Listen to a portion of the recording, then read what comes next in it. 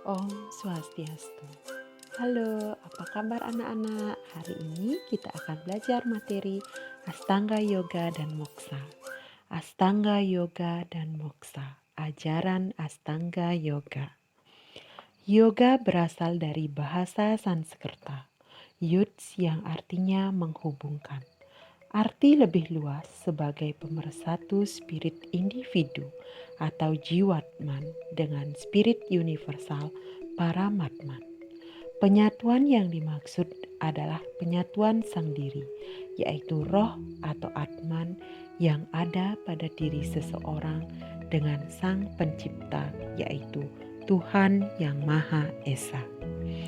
Yoga merupakan suatu kontak pembebasan diri agar selalu dalam keadaan bebas dari penderitaan sebagai penyebab dari suatu kesedihan. Secara etimologi, kata yoga berasal dari akar kata yud atau bahasa Sanskerta, yug atau Inggris yang berarti penyatuan atau union. Juga berarti penyatuan kesadaran manusia dengan sesuatu yang luhur, transenden, lebih kekal dan ilahi. Menurut Panini, yoga diturunkan dari akar kata bahasa Sanskerta, yud, yang memiliki 3 arti yang berbeda, yakni penyerapan, samadhi, menghubungkan atau yunakti, dan pengendalian atau yudjianti.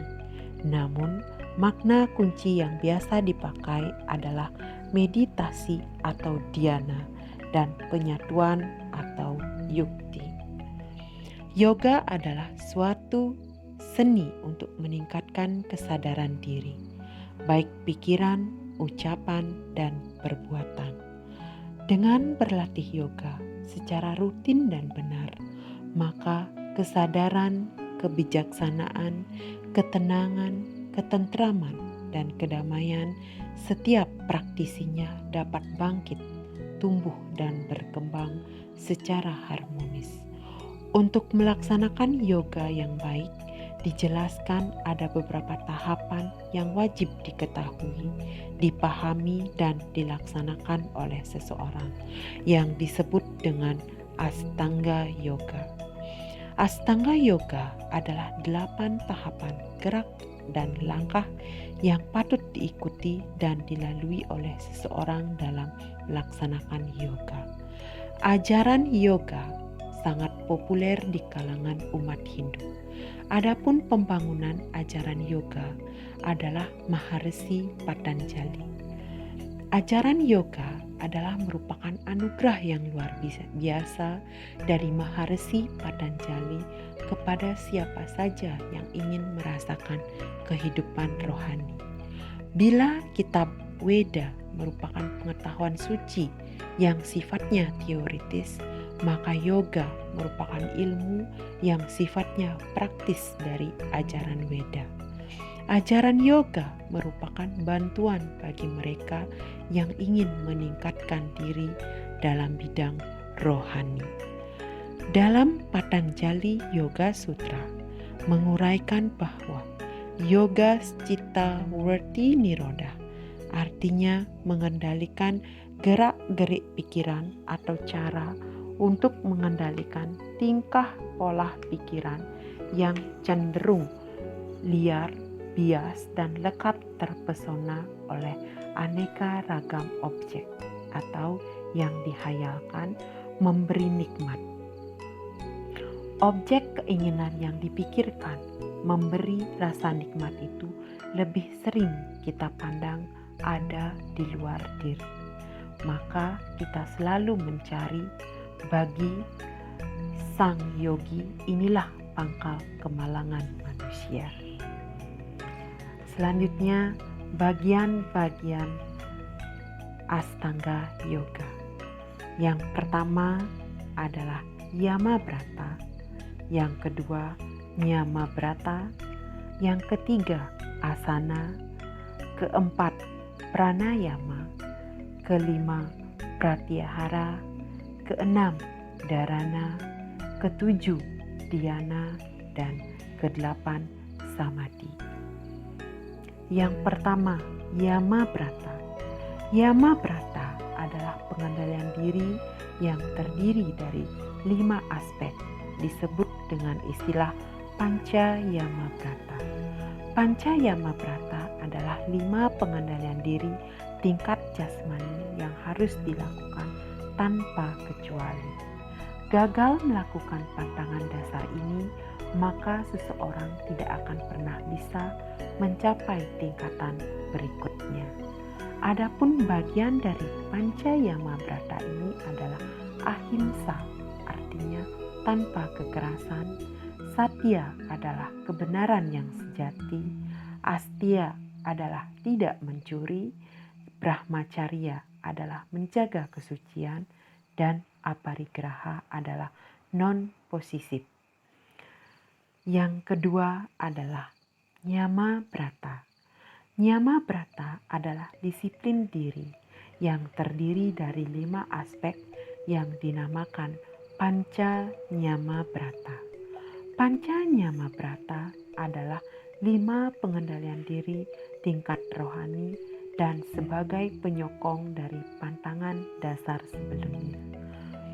Panca nyama brata ini terdiri dari sauca adalah kemurnian, santosa adalah kepuasan, tapa atau mengekang, swadhyaya adalah menuntut ilmu, dan iswara pranidhana adalah menghormati Tuhan dan ajaran agama yang ada.